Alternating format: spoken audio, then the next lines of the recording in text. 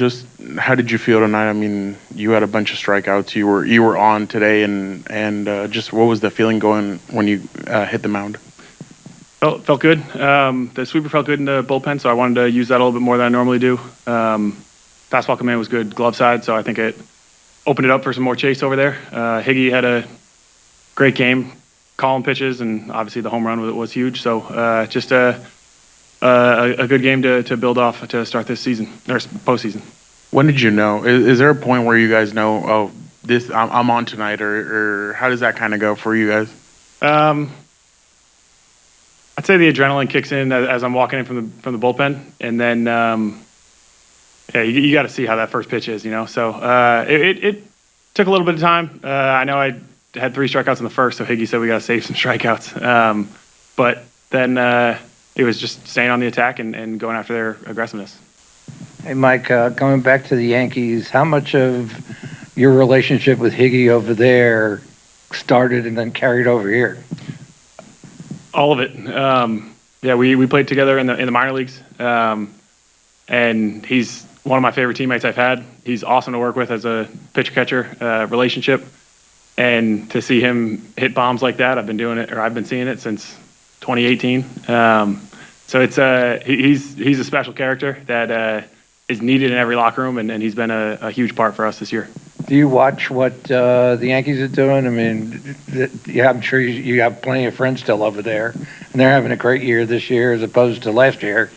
And you're kind of like bifurcated on both coasts there? I still got a bunch of buddies over there, so I definitely pay attention to my buddies. I'll usually watch all my guys' outings, and then and we check in with each other, and they're having a great year, and I wish them all the best. Jeff, was there a point where you kind of normalized the game, like it just you settle into a groove, and it became just like any other game this season? Probably not, actually. I talked to Ruben before the game that I felt like I had success as a reliever because I wanted that big moment. I wanted to come in big situations. So I think feeling that pressure from the start of the game was something that I wanted to use to my advantage and build off of. So feeling the crowd noise, knowing how big postseason games are, it all played into my mentality throughout the whole game. How did the volume go up when Tatis hit the home run? Oh, I was saying, when I was sitting in the dugout with Higgy, I couldn't see Toddy, and I heard it, and because the crack of the bat was louder than the fans, you knew it was hit really hard. And then I looked up, and I thought it was going out of the stadium. The thing was mashed. So huge for me and my attack plan to have a 2-run lead right after the first inning, and also huge to get Toddy going because he's going to be a huge piece for us this postseason.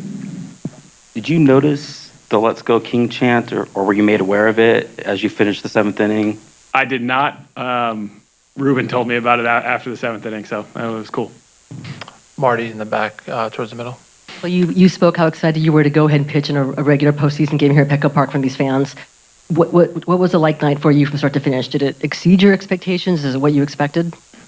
Totally exceeded it. I mean, the towels were really fun. I even think the intros were something that I didn't realize was going to be so loud and so cool.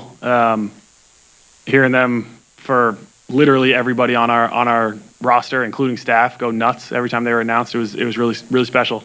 And yeah, pitching in front of them is something that I absolutely love doing. I'm really happy we had home field for the wild card because I think it's a really tough place to play as an opponent. And how much did that Tatis boss just give you take some pressure off your shoulders early on?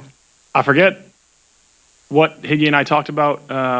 We were facing Laureano first in the top of the second, and instead of the pitch that we wanted to go to, I said, let's just go backdoor sinker and stay on the attack. I didn't want to get too cute and throw off-speed pitches. So the fact that we were able to get a 2-run lead that quickly makes it so then I can really attack with my fastball and stay ahead of the counts and really put the pressure on.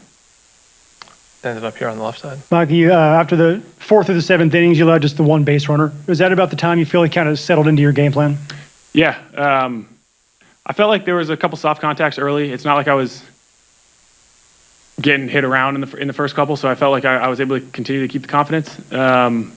But the pitches that I was missing over the plate were hits in those first couple innings, and then I felt like I was really limiting the the misses, whether it's pulls across the plate or just leaving them middle. So it allowed Higgy to really go to the game plan because I was able to execute it. And then during the broadcast, they showed the quote that you had to the New York Post back when the trade happened that the Padres won. Is this proof of that?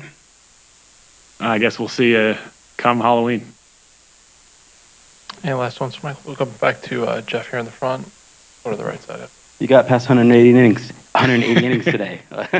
Anyone point that out to you, and how do you feel physically? Felt great. I was joking. I think I hit a 97, and that's one of the hardest pitches I've thrown all year. Obviously, the adrenaline kicks in for that. But yeah, my ultimate goal is getting to 200 at the end of the postseason. So I think there's still a chance for that. On the right side, on the Mike, this side for the Spanish press, but I want to try to do this in English. You came into the first pitcher with 12 strikeouts in your first postseason career, no runs, no walkouts. When you knew that you were going to be open in this game, do you dream it like this? It definitely was pretty close. I think I dreamed of a perfect game instead of a few hits that I gave up. But I mean, to get up 1-0 in a 3-game series is huge, and that was the goal, and we accomplished that. So we got our horse Joe tomorrow, and I got a lot of confidence in us tomorrow. And we'll finish up in the second row, in the middle. What did it mean to have a performance like this in front of your parents? Your parents kept on being shown on the broadcast. Just what did that mean to have that in front of them? I saw when I was watching in between innings on the iPad, it would cut from the stands into the pitch that I was going to watch. And Higgy knows my parents well, and Higgy was like, "Oh, there's Jim." So it was funny to see my parents' faces, but I'm also trying to lock in. So I'll enjoy it with them now. I hope that it doesn't distract me in the future.